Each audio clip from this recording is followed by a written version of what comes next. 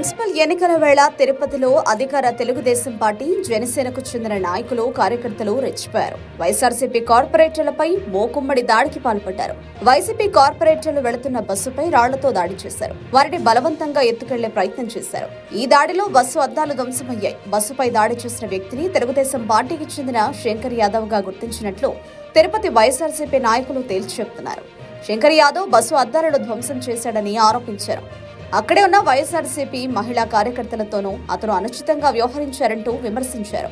తమ కార్పొరేటర్లపై దాడి జరుగుతున్నప్పటికీ పోలీసులు చోద్యం చూస్తూ నిల్చున్నారంటూ వైఎస్ఆర్సీపీ నాయకులు మండిపడుతున్నారు. ఇంత జరుగుతున్నప్పటికీ కనీసం టీడీపీ జనసేన కార్యకర్తలను నిలువరించే ప్రయత్నం కూడా చేయలేదంటూ భగ్గుమంటున్నారు. ఈ దాడుల పట్ల వైఎస్ఆర్సీపీ మాజీ శాసనసభ్యుడు భూమన కరుణాకర్ రెడ్డి ఘాటు వ్యాఖ్యలు చేశారు. కూటమి నాయకులు కార్యకర్తలు అత్యంత దుర్మార్గంగా వ్యవహరిస్తున్నారని, ఆధ్యాత్మిక నగరం తిరుపతిలో భయాందోళనలు సృష్టిస్తున్నారంటూ ధ్వజమెత్తారు.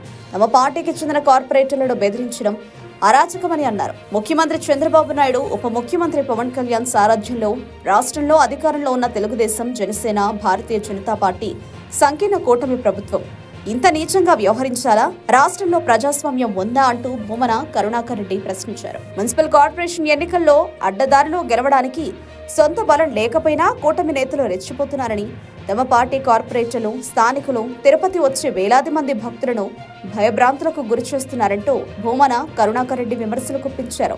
మొత్తంగా తిరుపతిలో కూటమి సర్కార్ అరాచకాలు శృతిమించిపోతున్నాయి.